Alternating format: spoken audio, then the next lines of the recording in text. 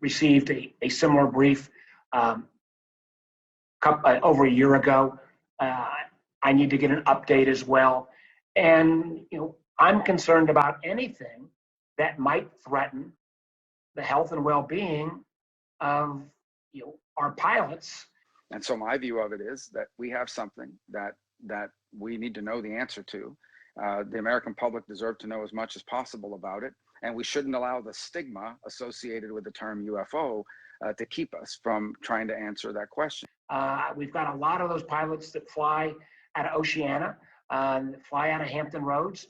If there is anything that is disturbing their flight patterns or potentially a threat, I think it's appropriate that the Navy and the armed forces generally take this into consideration. And at the end of the day, if these are things that are potentially endangering our national security and could cause an accident, in terms of crashing into something that's up there. So I don't know what they are, and that's the problem. They don't either.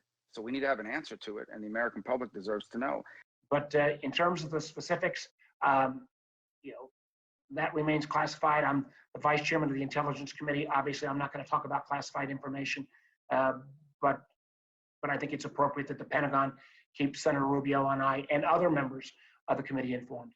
We don't want to wake up one day and realize that some adversary has taken some significant technological leap forward. But I am going to say, though, that the Pentagon ought to be doing everything it would be appropriate to protect the safety and well-being of our planes and our pilots. That's why I think we need to take this seriously and not view this as some sort of, kooky alien thing. There's nothing to do with aliens for me. It has to do with national security. Again, I'm not going to get into what is going on. I think,